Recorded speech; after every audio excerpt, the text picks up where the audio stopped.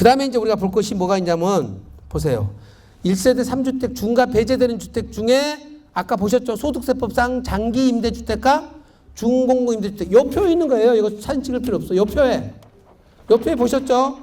예, 요거 표에 다 나와 있는 거니까 이 표로 보시면 되고. 두 번째가 뭐라고 돼 있어요? 조특법상 감면대상 주택들이 있어요. 조특법상 감면대상 주택들하고 그 다음에 종업원한테 10년 이상 준장기 사원용 주택, 문화재 주택, 상속받은 주택은 5년 이내 팔면 중과세 배제해 줍니다. 저당권 실행, 그 다음에 예, 장기 가정 어린이집. 8번이 중요해요. 8번. 뭔 말이에요? 1번부터 7번까지 주택을 제외하고 일반 주택 한 채만 있을 때. 이 말이 무슨 뜻이냐? 자, 임대주택이 3채 있어요. 일반 주택이 한 채 있어. 그러면 이 일반 주택까지 합해서 중과세 대상 주택은 전체 주택수가 몇 채예요? 몇 채예요? 장기 임대주택이 3채 있고 일반 주택이 한 채 있어. 일반 주택은 당연히 중과 대상 주택이겠죠? 한 채 있어. 그러면 중과 대상 주택은 몇 채? 네? 이론이 갑자기 복잡해지네.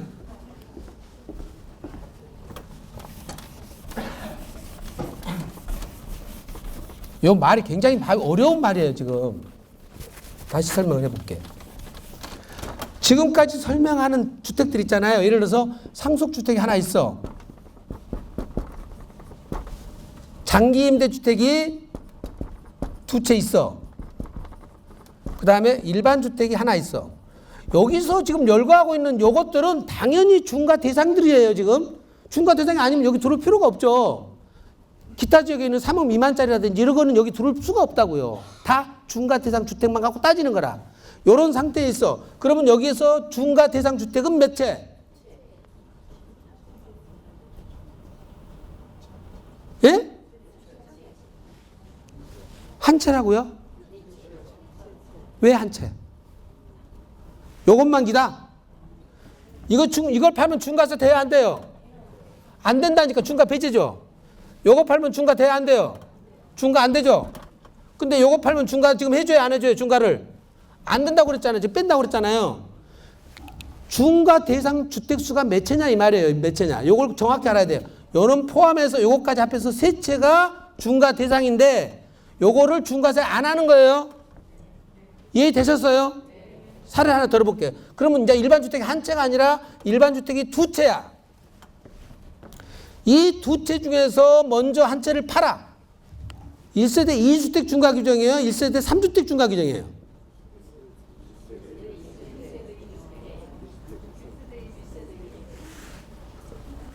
여기서 제가 중과 대상이 몇 채라고 그랬어요? 3채라고 그랬죠. 근데 여기서 일반 주택이 지금 2채라니까. 2채 중에 하나를 팔면 중과세 돼요, 안 돼요? 되잖아요, 지금. 되면은 지금 중과 대상 주택수가 총 몇 채냐고요? 지금 여러분들 이걸 척 빼고 계산하니까 그런다니까. 이 주택들을 팔 때는 저는 중과세를 안 먹지만 다른 주택을 계산할 때는 주택수에 들어간다고요. 대신 일반 주택 한 채 있을 때만 요것만 중과세 안 한다니까. 요것만. 그러면 2채가 되면 어떻게 돼? 1세대 4주택으로 중과가 돼요. 1세대 4주택으로. 그래서 3주택 중과 규정을 먹는 거예요. 아시겠어요? 그 말이 이 말이라고. 근데 2주택에 들어가면 또 하나 복잡한 얘기가 또 들어가, 하나. 자, 다음에 1세대 2주택 중과 규정, 배제 규정 한번 보세요. 3주택 이상자 중과 제외주택은 당연히 포함하고 거기다 추가로 해놓은 거예요. 2번은 잘 없어. 3번, 혼인 합가일로부터 5년 이내에 양도하는 주택. 집 한 채 갖고 있는 신랑하고 집 한 채 갖고 있는 신부가 만나서 2채가 됐다는 거예요.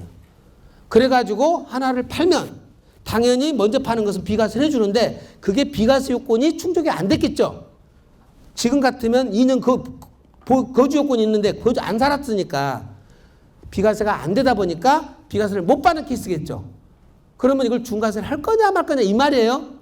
5년 안에 팔면 중과세는 안 하겠다 이 뜻이에요. 부모님 모시고 동거봉양 학가한 것은 옛날에 5년 있는데 이것도 10년으로 연장을 해줬어요. 밑으로 쭉 내려오면 일시적 2주택 이것도 마찬가지예요. 여러분 1, 2, 3 아시죠? 1, 2, 3. 예? 종전주택을 1년 지나서 예. 그 다음에 종전주택을 2년 이상 보유한 상태에서 새로운 주택을 산지 3년 안에 양도를 하면 비과세 되죠? 근데 비과세 되는데 또 마찬가지로 거주 요건을 충족 못하면 비과세가 안 되겠죠? 그때 일시적 2주택은 종전주택은 비과세를 못 받으면 중과세는 안 해주겠다 이 말이에요. 자, 7번이 문제 7번. 양도당시 기준시가 1억 원 이하인 주택. 이게 소형주택이에요. 3주택에서는 아까 이 소형주택이 없어졌죠? 없죠? 2주택이만 있어요. 근데 밑에 마지막 보세요. 1번부터 5번까지 주택을 제외하고 일반 주택 하나만 갖고 있으면 중과세 안 하겠다. 몇 번에서 몇 번까지 제외했어요? 1번부터 5번까지 제외됐어. 그럼 여기서 6번과 7번은 빠져있죠? 법을 왜 이렇게 복잡하게 어렵게 만든지 몰라. 그러면 이런 거예요. 소형주택 한 채 갖고 있고 일반 주택 한 채 갖고 있는 상태에서 소형주택을 먼저 팔면 중과세 돼야 안 돼요? 예? 소형주택 한 채와 일반 주택 한 채 갖고 있는 상태에서 소형주택을 먼저 팔면 중과세 돼야 안 돼요? 헷갈리시네. 지금 여기에 열거되어 있는 것은 이걸 팔 때 중과세가 안 된다고요. 그러면 소형주택 하나, 일반 주택 하나 갖고 있는 상태에서 소형주택 팔면 중과세 돼요, 안 돼요? 왜 돼요? 갑자기 왜 돼? 안 된다고 했는데 여기서 법을 또 여러분 고쳐버린 거였다 언제? 나 몰래? 안 된다고 소형주택 안 된다고 그랬잖아 중과세가. 소형주택과 일반 주택 갖고 있는 상태에서 소형주택 먼저 팔면 중과세 된다 안 된다? 안 된다. 소형주택과 일반 주택을 갖고 있는 상태에서 일반 주택을 먼저 팔면 중과세 돼야 안 돼요? 된다 그거예요. 어떤 차이점인지 이해했어요? 그 말이 이 8번 말이라고. 이 8번 말. 여기서 1번부터 5번까지 주택 왜 소형주택 빠져 있잖아요 여기에. 그 말이 그 말이다 이 말이에요. 그래서 소형주택을 먼저 처분하라. 자, 우리가 중과세가 안 되는 것이 뭔 말 있어? 조합원 입주권도 주택수에서는 들어가지만 중과세는 안 하죠. 소형주택도 주택수에는 들어가지만 중과세를 안 해요. 그래서 여러분들이 갖고 있는 주택 중에서 먼저 처분할 건 소형주택을 먼저 처분한다. 조합원 입주권을 먼저 처분한다. 예, 지금 조정 대상 지역이 아닌 주택을 먼저 처분한다. 마지막에 조정 대상 지역을 주택을 처분할 때 주택지를 최소화시켜 놓는 거예요. 처분 순서가 생각나셨어요? 그래도 만약에 내가 주택을 또 갖고 있어. 조정 대상 지역에 두 채, 세 채 갖고 있어. 그러면 두 채 갖고 있는 집 중에서 헐어버릴 수 있는 것은 헐어버리는 거예요. 그 중에 내가 매매를 할 수 있는 것 중에 양도차익이 가장 작은 것을 먼저 파는 거예요. 근데 양도차익이 다 많아. 못 팔겠어. 그러면 어떻게 돼? 증여를 하는 거예요. 증여. 증여를 세대가 분리된 사람한테 해야지 동일 세대한테 하면 허나만 하죠? 네. 주의할 땐 그때 증여하면서 부담부 증여가 들어가면 그 부담부 증여에서 발생한 양도소득세도 중과 대상이면 중과세예요. 따라서 여러분들이 지금 부담부 증여를 할 것 같으면 3월 말 이전에 하셔야 돼요. 4월 1일 넘어가 버리면 어떻게 돼요? 그것도 중과세예요. 그것도 중과세예요. 만약에 여러 개 된다면 예, 채무가 있으면 변제를 하고 증여를 하시는 게 나아요. 오히려 증여세율이 더 낮을 때는 그렇게 판단하셔서 하시면 돼요. 그래서 중과를 배제하는 것은 아까 우리가 3주택에서도 8개가 있었고 여기도 마찬가지로 8개가 있습니다. 근데 2주택 중과 규정에서 추가된 것들이에요. 3주택 중에서 포함하고 그러니까 추가된 것들은 여러분들이 한번 살펴보시고 제일 중요한 것이 지금 보신 것처럼 소형주택하고 갖고 있을 때가 제일 실수가 많습니다. 일반인들이 그걸 조심하셔야 돼요. 지금부터 이제 양도소득세 황당한 과세 사례를 주로 살펴보겠는데 1세대 1주택 비과세 규정부터 한번 볼게요. 1세대 1주택 비과세 규정 중에서 여러분들이 가장 눈여겨봐야 할 것이 세대 개념이에요.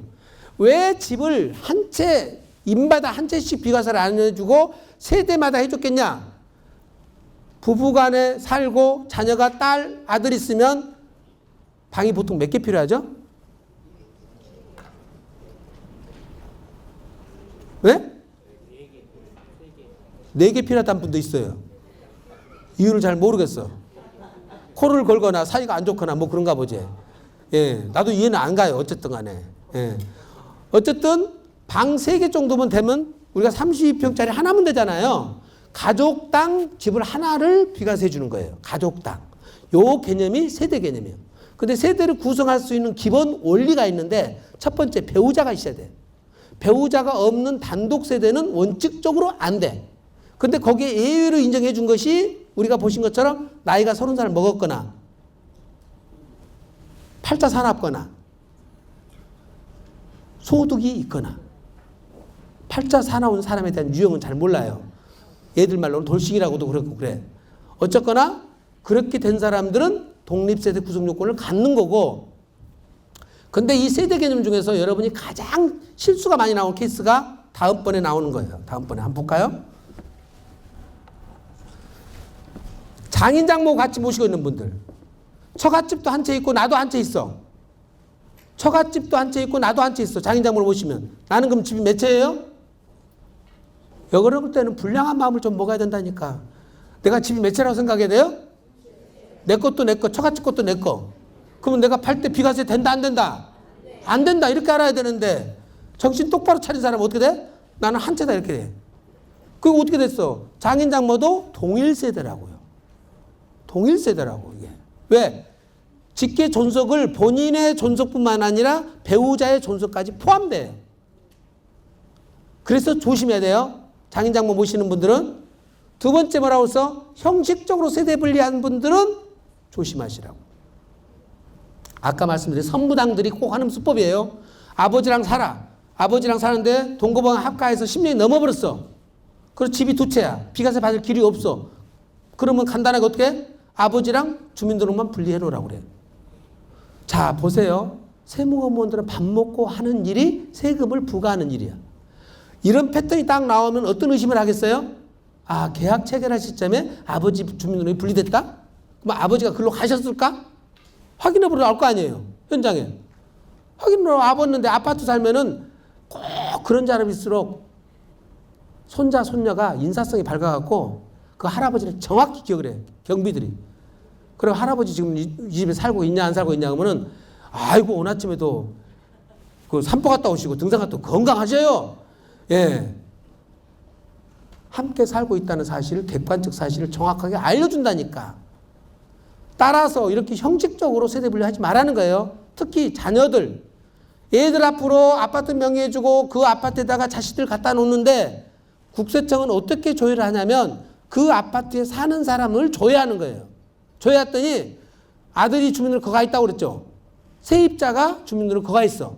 근데 세입자가 아까 보신 것처럼 부부, 24살짜리 아들, 26살짜리 딸. 근데 그 아파트는 32평짜리. 그 아들은 그 집에 어디서 살았어요? 어디 베란다에 매달렸나? 말이 안 되잖아, 말이. 그쵸? 예. 이렇게 형식적으로 주민등록 분리했다가 이게 세금이 한두 푼 나오면 괜찮은데 억대가 나온다니까, 억대가. 근데 왜 그걸 쉽게 결정하시고 쉽게 눈여겨보시냐고요. 그것도 엄마 아빠 사는 옆에 동에다 갖다 놓는다니까. 서울에 엄마 아빠 살고 안산에 아들을 사고 있으면 또 얘기가 달라요. 예. 같은 아파트 단지에 엄마는 102동, 아들은 103동. 실제로 이렇게 살 수 있는 사람이 누가 얼마나 있겠어요. 자, 다시 한번 얘기지만 세대 분리는 반드시 실제대로 해라. 실제 분리시켜 놓고 아버지 같으면 불경스러워도 어쩔 수 없어요. 형님 집이나 누나 집으로 가시라고 그래. 그래갖고 그쪽으로 주민등록도 갖다 놓으시고 이삿짐 실어 나를 때 용달차비 내시고 거기 가서 신문도 보시라고 그러고 아버지 인터넷 안 하실 테니까 우유도 좀 마시라고 그러시고 실제로 사시라고 그래. 실제로. 그래서 몇 개월이라도 살다가 오시는 것. 아들도 마찬가지입니다.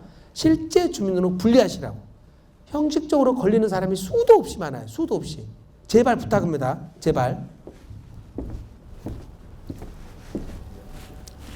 미혼인 형제자매끼리 살면 어떻게 되냐?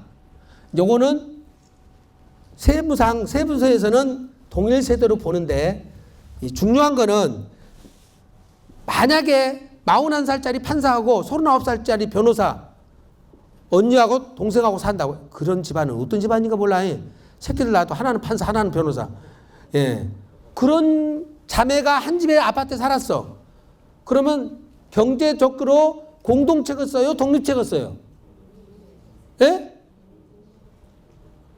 섞어서 산다고요? 독립체로 살잖아요. 언니는 언니, 동생은 동생. 카드 따로 쓰고, 예, 거기 나와 있는 생활비, 예, 관리비 따로따로 다 내요. 언니가 더 냈겠어요? 동생이 더 냈겠어요? 안 살아봤는데 어떻게 잘하실까? 똑같이 내. 예, 똑같이 낸다고. 그렇게 해서 실제가 경제적으로 분리해서 살았으면 그거는 다른 세대예요. 동일 세대 아니에요. 예. 마지막 네 번째. 별거를 했어. 그래서 신랑 꽃배기도 안 봤어. 그리고 그쪽 가갖고 그 여자한테 애기까지 낳고 살아. 나는 그 남편과 세대가 분리됐어요? 같은 세대예요? 우리나라는 법률원주의라서 별거를 몇 년 했든 가서 자녀를 낳든 전부 동일 세대예요. 조심하셔야 됩니다. 근데 서로 위장이혼했어. 위장이혼. 이혼을 해놓고도 실제 가서 살아서 한 집에. 그럴 때는 어떻게 되냐 이 말이에요. 최근에 판례가 나왔죠. 어떤 경우든 우리나라는 법률원이기 때문에 세대를 따로따로 봐요. 4월 1일부터 다주택자 중과세 규정이 시작되면 특히 강남 지역의 이혼율이 상당히 높아진다고 그래요. 실제로 지난번에도 그랬어요. 진짜예요. 예. 그거는 사이가 안 좋아서가 아니라 세금 회피 목적으로 네, 하는 경우가 많이 있을 거라고 보여집니다. 주택수 계산이 제일 어렵습니다. 제일 어려워요. 아까 오피스텔은 얘기했죠. 두 번째가 뭐예요? 무허가주택. 여러분들 특히 무허가주택이 어디 지방에 있는데 이게 주택수에 들어갑니까? 안 들어갑니다. 재산세도 안 냅니다. 막 얘기를 많이 하시는데 요즘에는 항공촬영 사진이 너무 잘 돼 있어요. 로드뷰가 잘 돼 있어가지고 예, 앉아서 모두 검색이 돼버립니다. 그래서 특히 조심하셔야 돼요.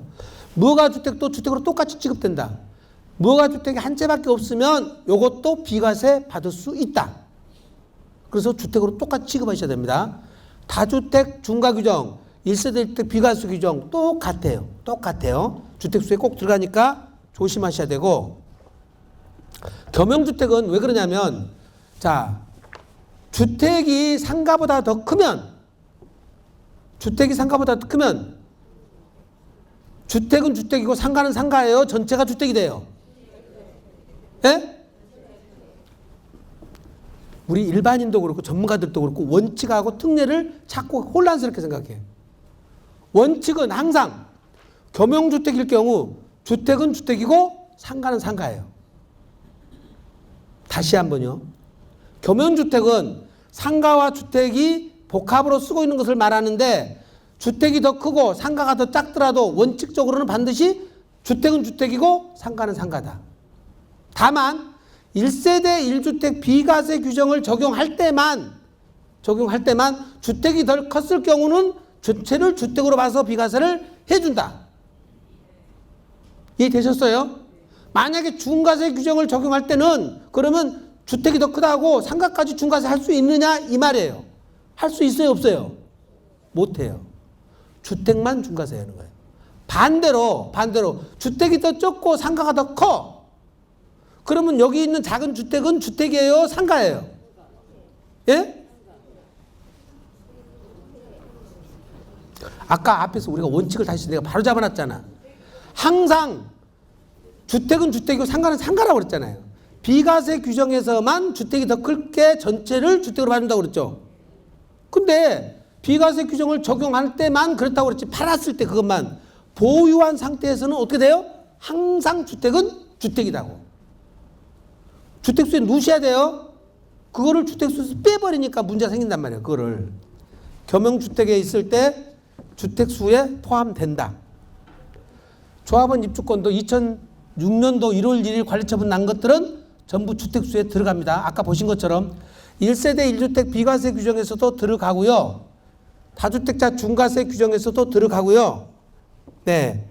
대신 다주택 중과세 규정에서는 조합원 입주권을 먼저 팔면 어쩐다? 중과세는 안 한다.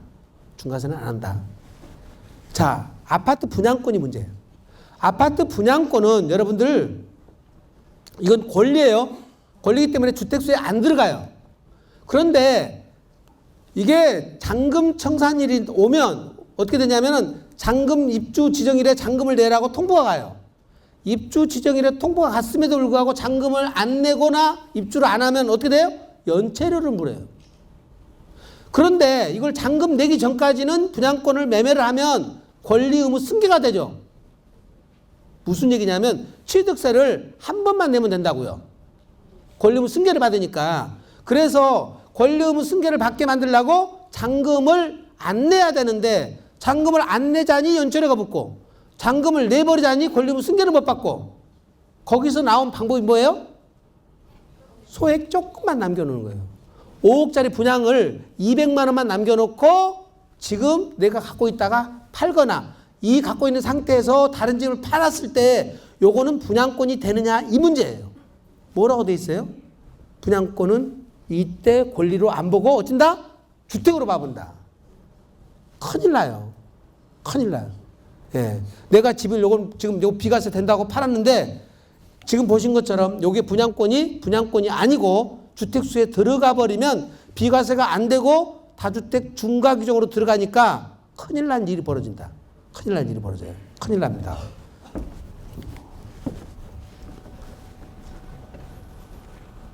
펜션도 마찬가지입니다. 펜션은 원래 이건 주택도 아닙니다. 펜션은 주택이 아니라고 보는데 여기서 일부 중에 그쪽에 관리동으로 써버리면 즉 관리하시는 분이 거기 살아버리면 주택으로 봐버리니까 조심하시라 이 뜻이에요. 2주택 비과세 규정에서 여러분 다 아시다시피 반드시 중요한 건 뭐예요? 종전주택을 취득한 날로부터 1년이 지난 후에 새로운 주택을 취득해야 되는 거예요. 1년이 지난 후에 해야 돼요. 1년이 지난 전에는 많이 취득을 해버리면 어떻게 돼? 요놈 팔고 또 팔고 계속 1년마다 하나씩 팔게 돼버리잖아요. 그렇죠? 그래서 1년이 지난 다음에 새로운 주택을 취득하고 새로운 주택을 취득한 날로부터 3년 안에 종전주택을 양도하면서 2년을 경과해야 된다. 상속주택이 좀 어렵습니다. 자, 첫째, 상속주택은 여러 채를 상속받으면 그 중에 하나만 특례를 받는다. 다시요. 아버지께서 집을 세 채를 상속해 줬어. 그러면 상속 원인으로 됐다 하더라도 그 중에 하나만 상속주택 특례를 받는다. 어떤 것이 받느냐? 보유기간이 가장 긴 것, 거주기간이 긴 것, 상속 개시 당시 거주한 것. 그 순서대로 하나만 기해요.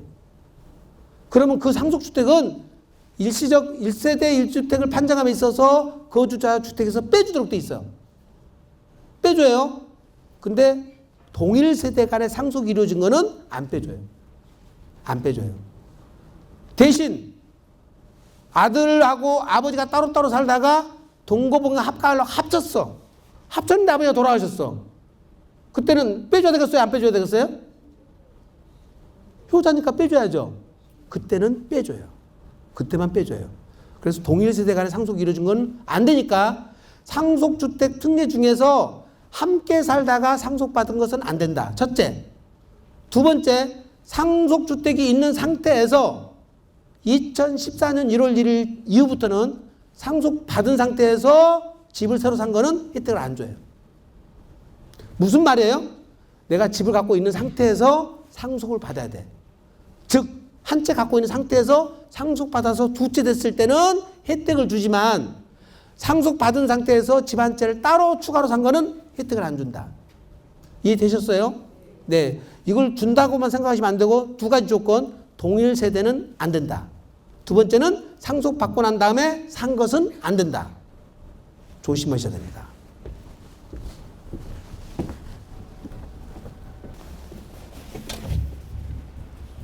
조금 진도를 빨리 하겠습니다.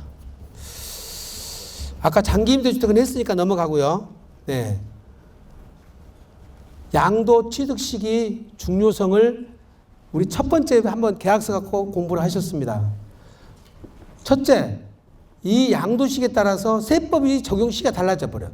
아까 보신 것처럼 3월 말 이전하고 4월 1일 이후는 하늘과 땅 차이잖아요. 그러면 언제 양도할 것이냐는 양도 시기를 내가 선택을 해야 되니까 그걸 잘 보셔야 되고, 두 번째는 보유기한에 따라서 장기 보유 특별공제가 달라져 버리고 또 세율이 달라지잖아요. 예. 더 디테일하게 보시면 나중에 가서 보시면 양도 취득가액 환산가액도 또 달라집니다. 달라지는 요소가 요거 외에도 감면까지 따지면 8가지가 달라지는데 여러분이 다 정확히 판단할 수 없으니까 전문가 도움을 받으라는 거예요. 그래서 취득 시기는 조절할 수가 없어요. 여러분이 이미 결정돼 있으니까. 대신 양도 시기는 조절할 수가 있잖아요. 예? 땡기는 것이 유리한지 앞으로 나중에 늦추는 것이 유리한지를 전문가한테 받아보시는 게 좋고. 첫째, 매매 한번 볼까요? 매매 뭐라고 돼 있어요? 잔금일이 분명하면 잔금일로 하고요. 잔금일이 불분명하면 등기 접수일이에요. 개인 간 거래는 거의 불분명합니다.